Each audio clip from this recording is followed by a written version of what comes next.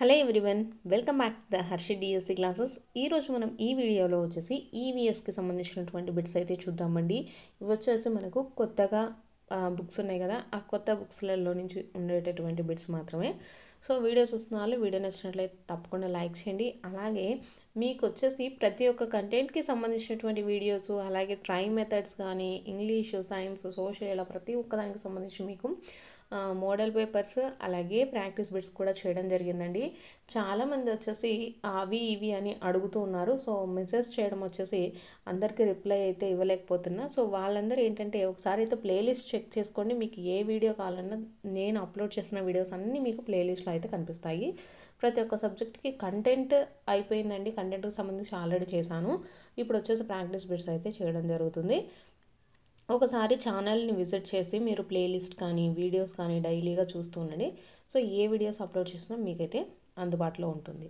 So ఈ వీడియోలో వచ్చేసి ఈవీఎస్కి సంబంధించిన బిట్స్ అయితే చూద్దామండి. ఫస్ట్ క్వశ్చన్ వచ్చేసి రైతులకు లాభం చేకూర్చే సూక్ష్మజీవికి ఉదాహరణ ఏది అనేసి అడిగారు. సో రైజోబియం అండి. రైతులకు లాభం చేకూర్చేటటువంటి సూక్ష్మజీవి ఏది అంటే రైజోబియం. నెక్స్ట్ క్వశ్చన్ చూద్దాము. ప్రత్తి పంట ఈ నెలలో పండుతుంది. ప్రత్తి పంట వచ్చేసి ఈ నెలలో పండుతుంది. ఆన్సర్ వచ్చేసి నల్లరేగడి నేల అండి. మనకు ప్రత్తి పంటకు వచ్చేసి నల్లరేగడి నేలలు చాలా బాగా అయితే ఉంటాయండి. So option 2 is the right answer. Next question, క్రింది వానిలో శిశోత్పాదక జంతువులకు ఉదాహరణ ఏది అనేసి ఇచ్చారు. ఆప్షన్స్ వచ్చేసి ఫస్ట్ది చేప, ఆప్షన్ 2 పాము, ఆప్షన్ 3 డాల్ఫిన్, ఆప్షన్ 4 కప్ప. ఇవన్నీ కూడా మనకు కొత్తగా ఉండేటటువంటి సిలబస్లో ఉంటాయండి. సో ఆన్సర్ వచ్చేసి డాల్ఫిన్ అండి. డాల్ఫిన్ వచ్చేసి మనకు శిశోత్పాదక జంతువు అండి. ఇక్కడ చేప కానివ్వండి, పాము అలాగే కప్ప వచ్చేసి ఇవన్నీ గుడ్లు పెడతాయండి. ఇవి శిశోత్పాదకాలు కావు, ఇవి అండోత్పాదకాలు అనమాట. సో మనల్ని ఏమడిగారు, శిశోత్పాదక జంతువు ఏది అనేసి అడిగారు కాబట్టి dolphin is the right answer. Next question చూద్దాము. కణకవచాన్ని ఈ పరికరం ద్వారా పరిశీలించవచ్చు.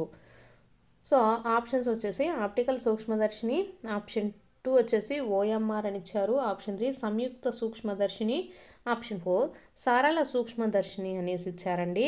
సో మనము కణకవచాన్ని పరిశీలించాలి అనుకుంటే సంయుక్త సూక్ష్మదర్శిని ద్వారా మాత్రమే మనం పరిశీలించవచ్చండి. కణకవచాన్ని సంయుక్త సూక్ష్మదర్శిని ద్వారానే మనము పరిశీలించగలుగుతాము. So option 3 is the right answer. Next question, next వచ్చేసి గాలి ద్వారా వ్యాప్తి చెందే విత్తనాలు ఏవి. ఆప్షన్స్ చూసుకున్నట్లయితే మనకు తామర విత్తనాలు అని ఇచ్చారు, ఆవగింజలు, చిక్కుడు విత్తనాలు, అలాగే డెండాలియన్ విత్తనాలు అనేసి ఇచ్చారండి. కరెక్ట్ ఆన్సర్ మనకు డెండాలియన్ విత్తనాలండి. గాలి ద్వారా వ్యాప్తి చెందే విత్తనాలు ఏంటంటే డెండాలియన్ విత్తనాలు. ఇవి వచ్చేసి మనకు బరువు అనేది తక్కువగా ఉంటాయండి. కాబట్టి వీటికి వచ్చేసి విత్తనం ఉండి దానికి చుట్టూరు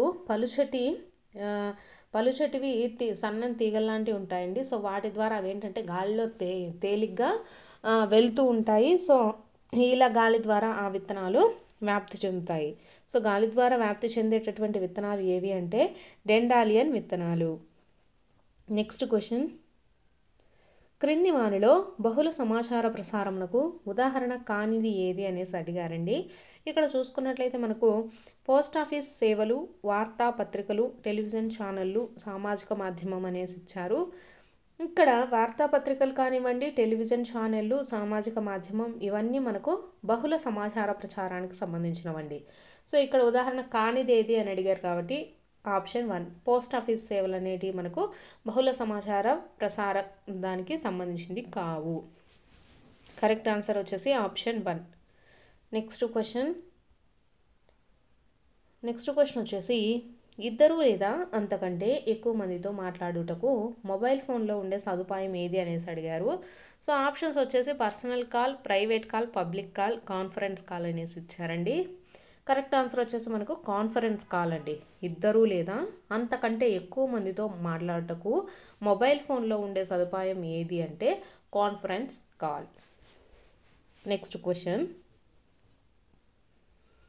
నెక్స్ట్ వచ్చేసి గ్లోబును అడ్డంగా 2 సమాన భాగాలుగా విభజించు అక్షాంశం ఏది అనేసి ఇచ్చారండి.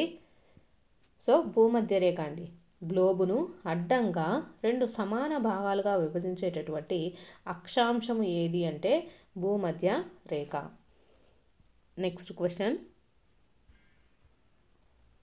గాలి వేగాన్ని కొలవడానికి ఉపయోగించే పరికరం ఏది? ఇక్కడ మనకు వచ్చేసి అనిమోమీటరు, హైగ్రోమీటర్, థర్మామీటర్, ఓడోమీటర్ అనేసి ఇచ్చారు. మనకు గాలి వేగం అంటే విండ్ స్పీడ్ని కనుక్కోవడానికి మనము ఏ పరికరాన్ని వాడతాము? అనిమోమీటర్ని యూజ్ చేస్తామండి. అలాగే హైగ్రోమీటర్ అంటే హ్యూమిడిటీనండి. హ్యూమిడిటీని మనం కనుక్కోవడానికి మనము హైగ్రోమీటర్ని యూజ్ చేస్తాము. అలాగే నెక్స్ట్ థర్మామీటర్ అండి. థర్మామీటర్ వచ్చేసి మనకు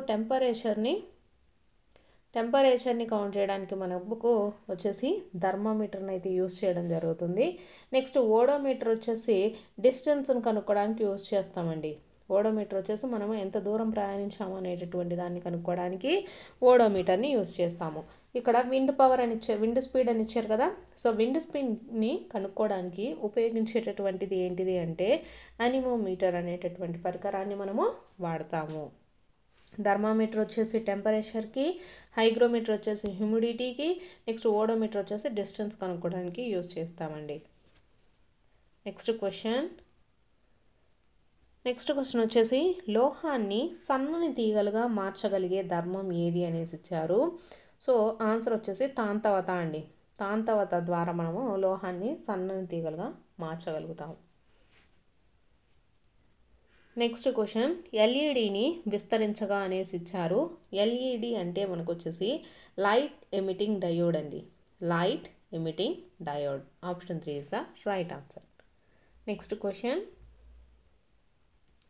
నెక్స్ట్ వచ్చేసి ఈ మొక్క వేర్లను సుగంధ నూనెల తయారీలో వినియోగిస్తారు. ఆప్షన్స్ వచ్చేసి మనకు నిమ్మగడ్డి, టేపు గడ్డి, క్యామెల్ గడ్డి, గోధుమ గడ్డి అనేసి ఇచ్చారండి. మనము సుగంధ నూనెల తయారీలో వచ్చేసి లెమన్ గ్రాస్ని యూజ్ చేస్తామండి. లెమన్ గ్రాస్ అంటే ఏంటండి? నిమ్మగడ్డి వేర్లను వచ్చేసి మనము సుగంధ నూనెల తయారీలో వినియోగిస్తాము. నెక్స్ట్ క్వశ్చన్, నెక్స్ట్ సోషల్కి సంబంధించిన క్వశ్చన్స్ అండి. అటవీ హక్కుల చట్టము ఆమోదించబడిన సంవత్సరం ఏది? అటవీ హక్కుల చట్టం ఆమోదించబడిన సంవత్సరం వచ్చేసి మనకు డిసెంబర్ 2006. అటవీ హక్కుల చట్టం వచ్చేసి ఆమోదించబడిన సంవత్సరం ఎంత? December 2006. Option 2 is the right answer అండి. నెక్స్ట్ క్వశ్చన్, అక్షాంశ రేఖాంశాలతో ఏర్పడిన వల వంటి అమరిక అనేసి ఇచ్చారండి. అక్షాంశ రేఖాంశాలతో ఏర్పడినటువంటి వల వంటి అమరికని ఏమంటారండి? గ్రిడ్ అనేసి పిలుస్తారు. అక్షాంశ రేఖాంశాలతో ఏర్పడిన వల వంటి అమరికను ఏమని పిలుస్తాము అంటే గ్రిడ్ అని పిలుస్తాము. నెక్స్ట్ క్వశ్చన్,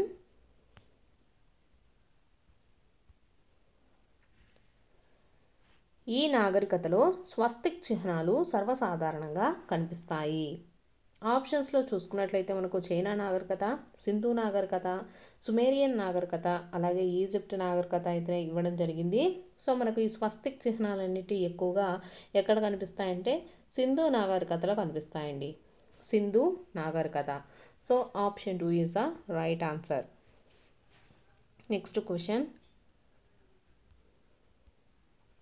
నెక్స్ట్ వచ్చేసి ఆత్మ ప్రకృతి రహస్యాల గురించి తెలియజేసేటటువంటి తాత్విక గ్రంథం ఏది అనేసి ఇచ్చారు.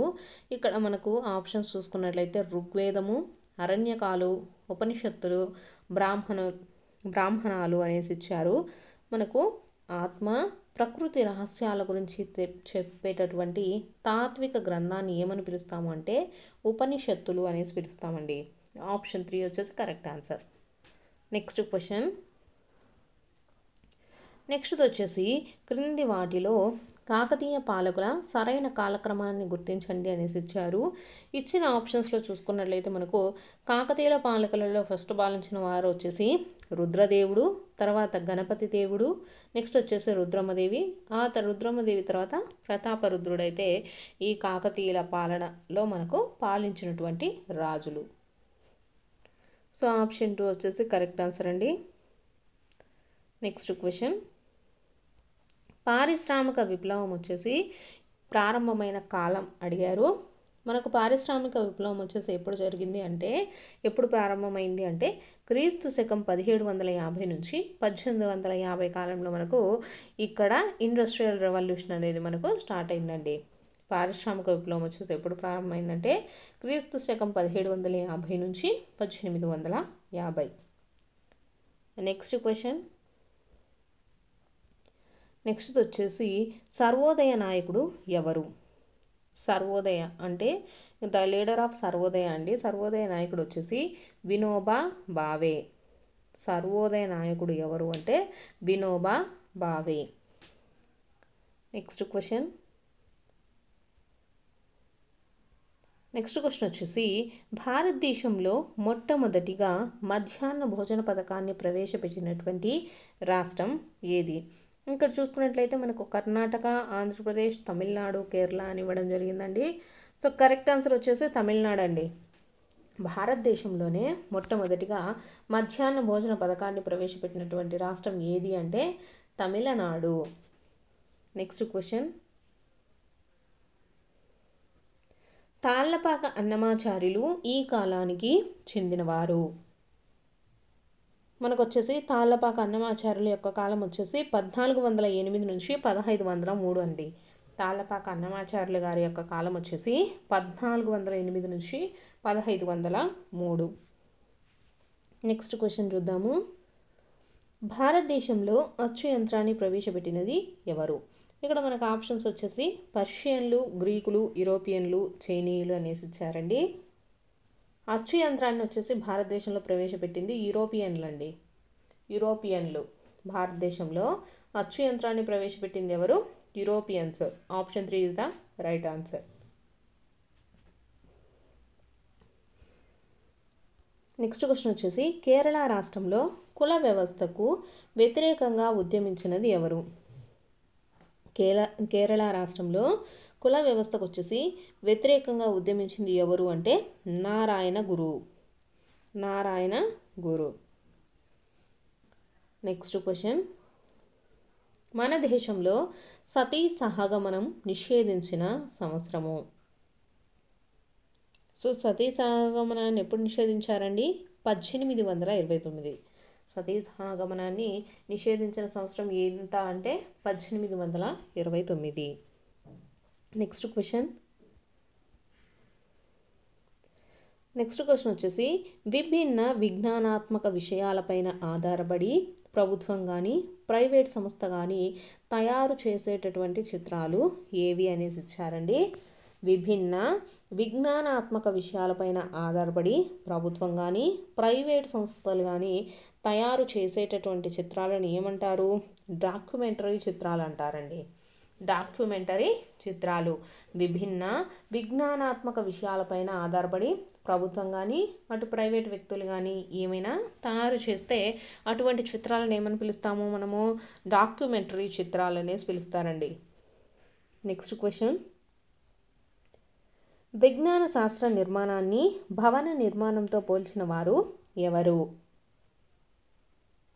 హెన్రీ పాయింకర్ అండి. విజ్ఞాన శాస్త్ర నిర్మాణాన్ని వచ్చేసి భవన నిర్మాణంతో పోల్చిన వారు ఎవరు అంటే henry Poincaré.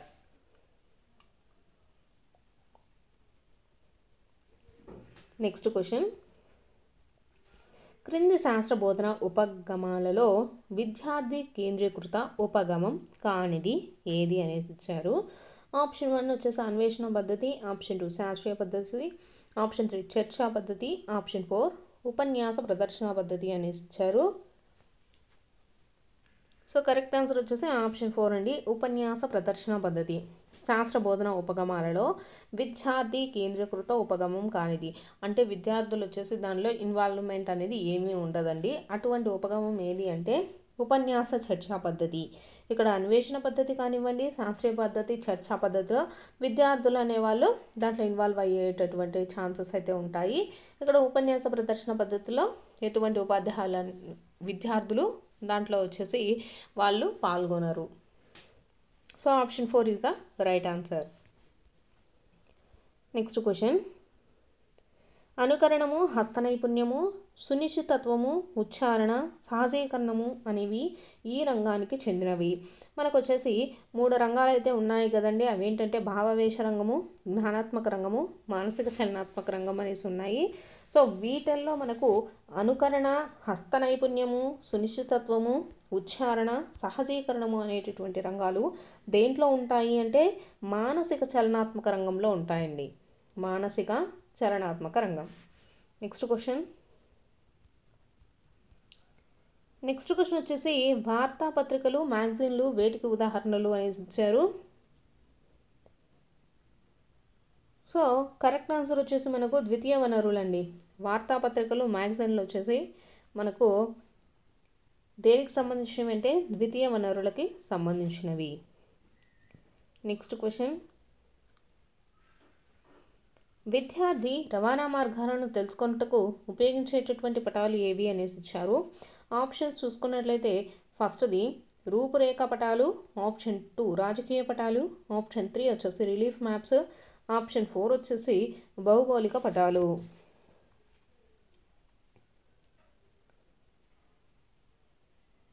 So correct answer వచ్చేసి రాజకీయ పటాలండి. విద్యార్థి రవాణా మార్గాలను తెలుసుకున్నట్టుకు ఉపయోగించేటటువంటి పటాలు ఏవి అంటే రాజకీయ పటాలు. సో ఇవి వచ్చేసి మనకు ఈవీఎస్కి అలాగే సైన్స్కి సోషల్కి సంబంధించినటువంటి ప్రాక్టీస్ బిట్స్ అండి. మీకు కనుక వీడియో నచ్చినట్లయితే తప్పకుండా లైక్ చేసి సబ్స్క్రైబ్ అయితే చేసుకోండి.